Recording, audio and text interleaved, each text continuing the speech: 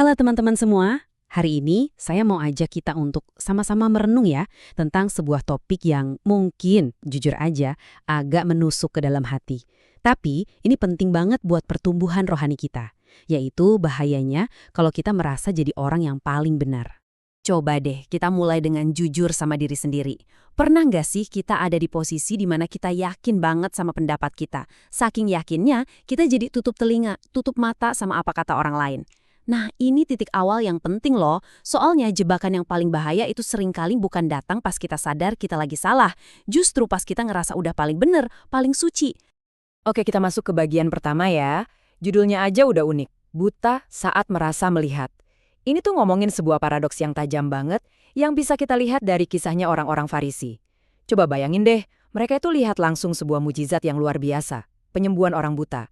Tapi ironisnya, justru mereka sendiri yang tetap buta secara rohani.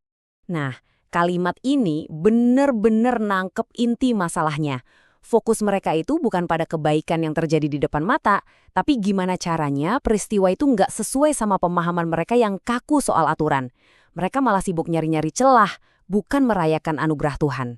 Kalau kita lihat perbandingannya di sini, kontrasnya jelas banget ya. Di satu sisi, mata fisik mereka itu berfungsi sempurna. Mereka lihat keajaiban terjadi. Tapi di sisi lain, hati mereka, mata rohani mereka, itu tertutup rapat oleh kesombongan. Kenapa? Iya, karena mereka ngerasa paling tahu, paling paham hukum. Jadi, mereka bisa melihat, tapi mereka nggak bisa mengerti. Oke, dari sini kita lanjut ke bagian kedua. Kita belajar sebuah kebenaran yang, jujur aja, cukup menantang. Ternyata, dosa yang paling berbahaya itu bukanlah yang kita lakukan karena kita lemah, melainkan dosa yang kita tolak untuk akui karena kita merasa sudah benar. Dan inilah puncaknya, teguran dari Yesus. Sebuah pernyataan yang wow, kuat banget. Intinya Yesus mau bilang begini, kalau saja kalian mau mengakui kebutaan atau keterbatasan kalian, masih ada harapan untuk pengampunan. Tapi karena kalian bersikeras, kami melihat kok, kami tahu segalanya. Nah, dosa kesombongan itu jadi tetap melekat pada kalian. Jadi, inilah inti masalahnya. Perasaan paling benar ini tuh kayak balok di mata kita. Bukan sekedar selumbar kecil ya, tapi balok kayu besar yang menghalangi kita untuk melihat betapa kita ini butuh Tuhan. Dan yang lebih parah lagi, balok itu menghalangi kita merasakan jamahannya yang sebenarnya ingin mengubah kita. Terus, gimana dong solusinya? Nah, di bagian ketiga ini, kita akan coba bergeser ya, dari masalah, kita pindah ke solusinya. Sebuah hati yang bersedia untuk dibaharui melalui kerendahan hati. Ini dia kuncinya teman-teman. Saat kita berani mengakui, Tuhan kayaknya aku nggak melihat segalanya dengan jelas, atau Tuhan mungkin aku yang salah, nah di momen itulah kita sedang membuka pintu lebar-lebar bagi anugerah dan pemulihannya untuk masuk dan bekerja dalam hidup kita. Kita bisa belajar banyak dari Daud. Dia itu seorang raja yang punya kuasa besar, tapi dia sadar betul betapa rapuhnya hati manusia. Dia tahu kalau hati sebagai pusat kehendak kita itu gampang banget tergelincir ke dalam keangkuhan. Makanya dia selalu datang kepada Tuhan dengan hati yang hancur dan terbuka. Dan sekarang di bagian akhir ini, saya mau ajak teman-teman semua untuk masuk ke dalam momen yang lebih personal.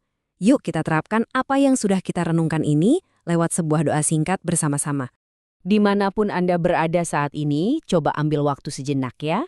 Kita heningkan hati kita, heningkan pikiran kita, dan mari kita dengan jujur datang di hadapan Tuhan, mengakui di bagian mana saja sih kita mungkin telah menjadi buta karena kesombongan kita. Mari kita berdoa bersama dalam hati. Ya Tuhan, kami mengaku di hadapan-Mu.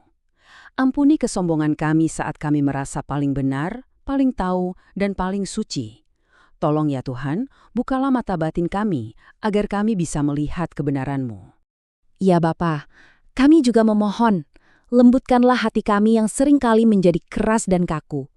Jadikan kami pribadi yang mau belajar, yang mau menerima koreksi, dan yang rindu untuk terus-menerus dibaharui oleh Roh-Mu.